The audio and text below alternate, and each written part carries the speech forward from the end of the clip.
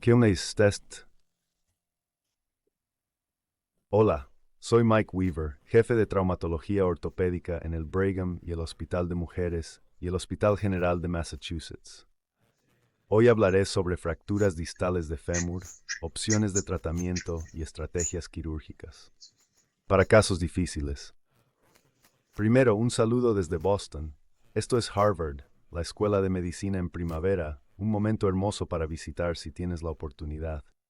Y estos son los hospitales donde trabajo. Este es Brigham and Women's, junto a la Escuela de Medicina, y luego Massachusetts, Hospital General, en el centro de Boston. Hoy hablaré sobre fracturas distales de fémur, centrándome en diferentes tratamientos quirúrgicos. Discutiremos bloqueo lateral con placa, clavo retrógrado, fijación y algunas nuevas técnicas que se han popularizado en Estados Unidos. Clavo, placa de fijación combinada. Y luego doble placa, que creo tienen roles importantes en lesiones difíciles. Creo que una de las cosas más importantes en las que debemos centrarnos es en la base de nuestros principios de AO.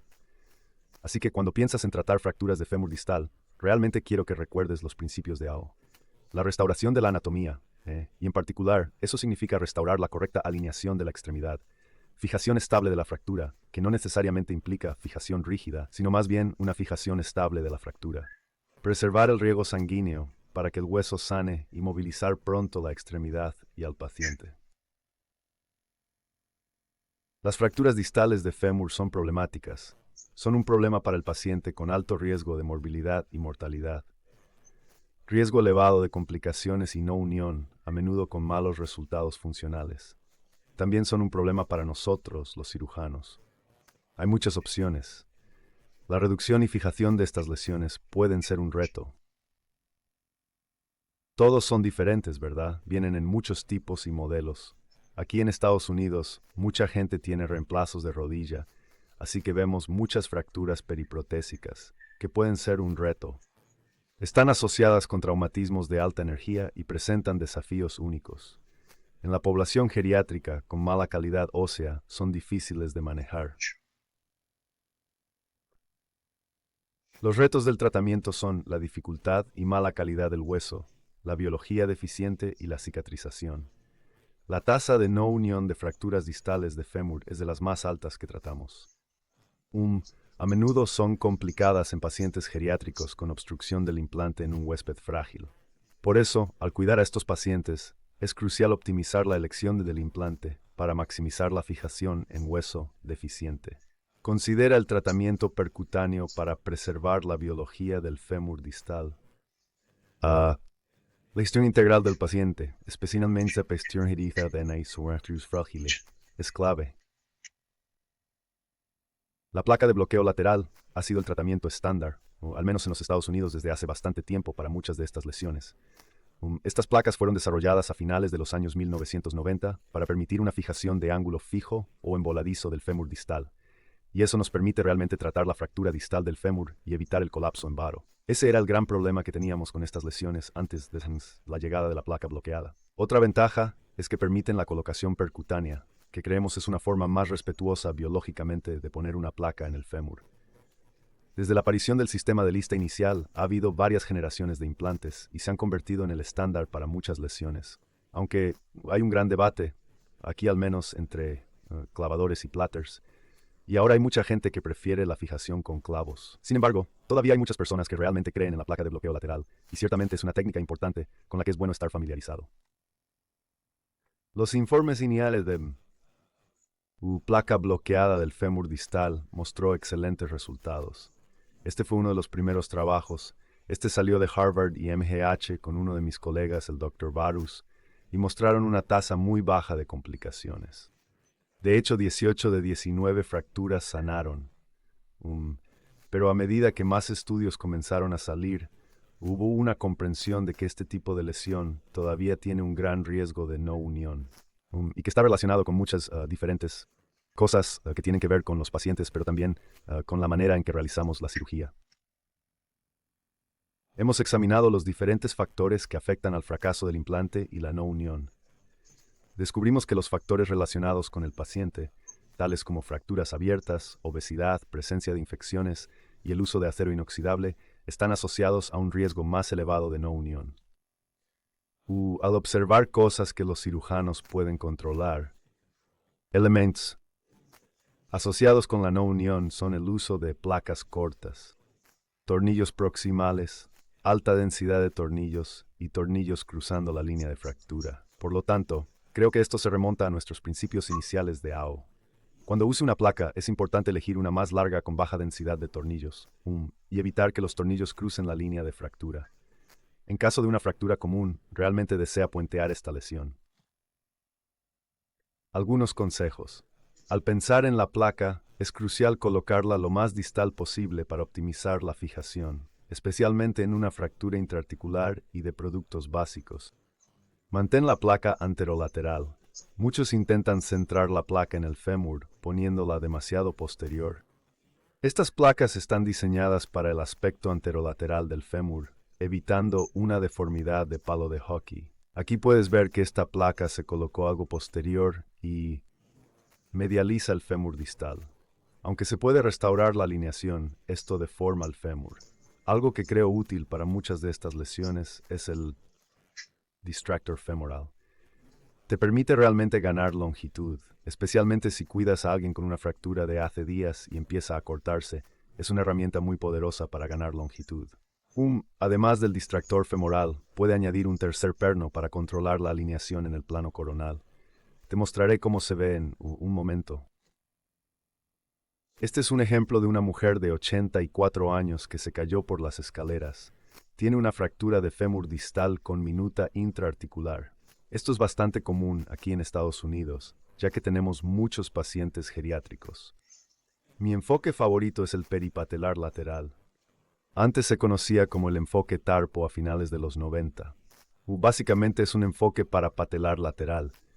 Te da una buena vista de la superficie articular y permite subluxar la rótula medialmente si es necesario para una reducción anatómica. Así, ves el aspecto anterolateral del cóndilo, puedes deslizar la placa y aplicar los tornillos proximales de forma más percutánea. Y así es. La Price Foster y pude sujetar la superficie articular. Notará que en la vista de la muesca hay dos tornillos que atraviesan la muesca del fémur. Intento evitarlo en pacientes jóvenes, pero en mayores con hueso débil es una buena forma de fijar mejor, ya que hay más hueso cortical para agarrar. Este es el mismo paciente, un año después curado y bien. Es una estrategia clásica, retrasar la superficie articular para compresión y reducción anatómica, mientras puenteas el componente metafisario y permites la curación ósea secundaria. Este es otro ejemplo del uso del distractor femoral para ayudar. Esta persona tenía una fractura periprotésica, con reemplazos de rodilla en su lugar y ampliamente desplazada en un código postal diferente. Usando el distractor femoral, la colocación percutánea de los pasadores permite controlar esta lesión. Normalmente pongo un alfiler en el fémur distal y otro en la tibia, y uso un distractor para separar las cosas. Algo importante es que el distractor, aunque tenga algunos codos, debe colocarse de forma uniplanar si es posible, para evitar mala rotación de la extremidad. Coloco mis dos clavos coplanares, aplicando tracción suave a la pierna para asegurar la rotación correcta. Y luego lo extiendo a la longitud. Este es exactamente el mismo caso, así que el distractor se aplicó, y como se puede ver aquí, me sobredistraje, lo que me permitió reducir la fractura. Nuevamente, esta es una reducción cerrada utilizando el distractor. Y entonces, una vez que la fractura se redujo, aflojé un poco el distractor para permitir la compresión en la zona de la fractura, y después de eso, pude colocar una placa de manera percutánea.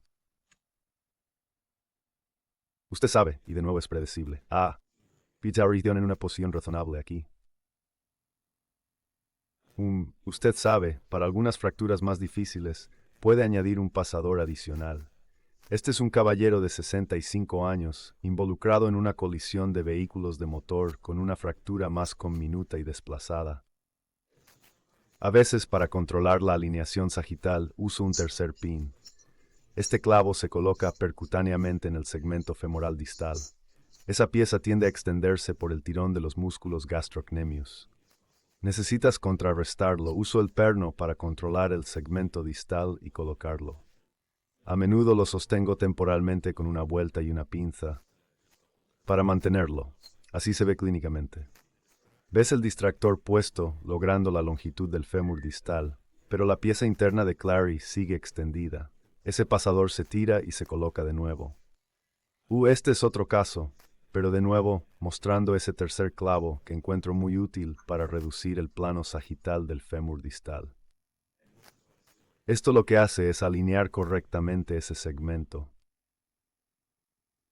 Este es el mismo PAFO en quirófano y luego curado. Lo tratas como un puente usando técnica de puente y estabilidad relativa. Quieres ver este callo exuberante en la diáfisis beta mientras se cura la fractura. La curación es un problema con estos. Hay cosas que optimizan la cicatrización. Una es la colocación percutánea de implantes. Es crucial no interrumpir el periósteo medial ni arrancar el periósteo del hueso. Somos jardineros, no carpinteros, y es vital preservar la biología ósea. Evite cualquier disección anterior, posterior y especialmente medial, siempre que sea posible para preservar el suministro de sangre. Es crucial no cruzar la línea de fractura con tornillos si no hay una reducción anatómica directa, ya que esto aumenta la tensión y el riesgo de no unión. Hemos aprendido que usar placas más largas con menos tornillos es mejor. Necesitas baja densidad de tornillos. La mitad de los agujeros deben estar vacíos siempre que sea posible. Sin embargo, no todas las fracturas necesitan ser puenteadas. Sabe, si tiene un paciente joven con hueso en buen estado y una fractura relativamente sencilla, entonces se pueden volver a unir las cosas. Este es el caso de un señor de 59 años que estuvo involucrado en un accidente automovilístico. De nuevo, esta es una fractura un poco más complicada. Hay una fractura de Hoffa allí, que es algo importante que no se debe pasar por alto en el lado lateral. Fémur, también tiene una fractura grave de la meseta, así que aborda esto de forma grid. Consigue una reducción anatómica, tornillo de fijación en la superficie articular y luego construye proximalmente. Sabes, me gusta usar placas como herramientas. Está bien usar un fragmento pequeño o mini placa como refuerzo para mantener las cosas. Aquí ayudaba a fijar esa fractura Hoffa. Y una vez que se fijan las cosas moviéndonos proximalmente, sujetamos y logramos una reducción anatómica de los tornillos perpendiculares a la fractura, aplicando una placa en modo de neutralización. Y así a los 2 años, obviamente se fue a curar un poco de una complicada fractura en la meseta tibial también. Una cosa que surge, especialmente aquí, es la importancia de movilizar a los pacientes cuando se logra una buena fijación de la fractura. Incluso con la placa, es seguro permitir que las personas comiencen a soportar peso de forma temprana. Si decides mantener a las personas sin soporte de peso, yo sugeriría que lo hagan solo durante 6 semanas y luego permitir que progresen en el soporte de peso. Esto puede ser beneficioso para la curación. Una buena opción para fracturas distales del fémur es la fijación retrógrada con clavos. Es excelente porque es percutánea. Con nuevos diseños de implantes hay más tornillos poliaxiales, permite mejor fijación en fracturas. Pero hay que considerar una fractura periprostática. Es compatible con esos implantes. Así que este es un ejemplo de una persona con una fractura de fémur distal intraarticular, ¿verdad? Hay una división sagitalmente a través de la rodilla, que es común, y luego una más típica fractura del eje metadiafisario. Y así esto fue abordado mediante un enfoque parapatelar medial. De esta forma, podemos observar la superficie articular y lograr una reducción anatómica adecuada. Posteriormente, colocamos 2 tornillos para asegurar esa reducción. Y entonces, como usted sabe, debe tener cuidado con esos tornillos para que todavía sea posible colocar su clavo retrógrado aquí. Los tornillos se colocaron de manera anterior y posterior al lugar donde se planeaba insertar el clavo. Y entonces el clavo se inserta para asegurar la reducción del eje. Ya sabe, la fijación percutánea de una fractura preserva la biología. En particular, las fracturas metadiafisarias y diafisarias del fémur necesitan un clavo. La curación es mucho más predecible con un clavo que con una placa en esta área. Una tendencia que ha ganado popularidad últimamente, aquí, es la idea de la fijación con doble implante. La gente discute sobre el uso combinado de clavos y placas para fijar fracturas. Creen que esto ofrece una fijación mejorada, permitiendo posiblemente un soporte de peso más temprano y quizás una menor tasa de fracaso del implante. Y esta técnica realmente tiene sus raíces en el pasado. Jeff Mast, un maestro cirujano, en los años 1980, popularizó la idea de intramedular con chapado y placa lateral para mejorar la fijación de la fractura. Y pienso que la fijación con placa de clavos es básicamente una modificación de esto. Las primeras publicaciones sobre esto provinieron de Vanderbilt, Bill Obremski y su equipo demostraron que es una herramienta muy eficaz para tratar las pseudoartrosis femorales. Así que, si tienes una pseudoartrosis femoral distal, creo que es un tratamiento excelente. Y hay otros que lo han usado para fracturas primarias. Todos los informes son pequeños, pero los resultados son buenos. Este es un ejemplo de cómo se ve una mujer de 83 años que cayó sobre su rodilla y tiene esta fractura periprotésica. Generalmente, fijar el clavo, primero porque se debe mantener la alineación y luego construir la placa alrededor. Uno o dos implantes deben ser más largos o cortos. A menudo hago el clavo más largo. En este caso, usamos un clavo más corto por la prótesis de cadera. Una vez colocado el clavo, puede poner la placa. Hay nuevos implantes que permiten enterrar los tornillos de bloqueo del clavo, lo cual es útil. Los estudios biomecánicos muestran que no es necesario poner tornillos a través del clavo y la placa. No tiene ventaja. Pero con dos implantes, estamos mucho más seguros al permitir el soporte de peso temprano. Aquí hay otro ejemplo. Un hombre de 75 años se cayó y lesionó su rodilla derecha, esta vez un clavo largo y una placa corta. Lo principal es restaurar la alineación del plano coronal. Si haces algo bien en el fémur distal, que sea la alineación del plano coronal, y nuevamente una curación predecible, creo que algunos pacientes avanzan a una unión dependiente del implante. Pero es ciertamente una herramienta muy efectiva. Y terminaré con una técnica que está ganando popularidad. Aquí también que es usar una placa medial, para mejorar la fijación de una placa lateral. Aporta más estabilidad biomecánica, pero tiene un costo biológico. Pienso que estas fracturas, con un gran pico oblicuo medial, son ideales para esta técnica. Se puede usar una pequeña placa de fragmento en el lado medial para apuntalar y luego apretar los cóndilos, restaurando así la anatomía del fémur distal. En resumen, hay varias opciones para las fracturas distales de fémur: placa de bloqueo lateral, fijación retrógrada con clavos y fijación combinada. Siempre que sea posible, considere opciones de fijación percutánea. Sea biológicamente amigable y permita la carga y movilización temprana del paciente. Y sobre todo, restaure la alineación del plano crural. Eso es lo más importante a considerar. Quisiera sugerir que el distractor femoral, en particular, es una herramienta extremadamente útil en estas situaciones específicas. Realmente facilita obtener la longitud deseada y te asiste en la restauración de la alineación, especialmente en fracturas que han estado presentes durante más de 1 o 2 días, cuando los tejidos blandos pueden estar contraídos o podría haber algún callo temprano que necesites manejar adecuadamente. Como siempre, asegúrate de seguir los principios establecidos por la O. Lo principal es restaurar la anatomía de la extremidad, lograr una fijación estable de la fractura, preservar el riego sanguíneo a los fragmentos óseos y permitir la movilización temprana del paciente. Gracias.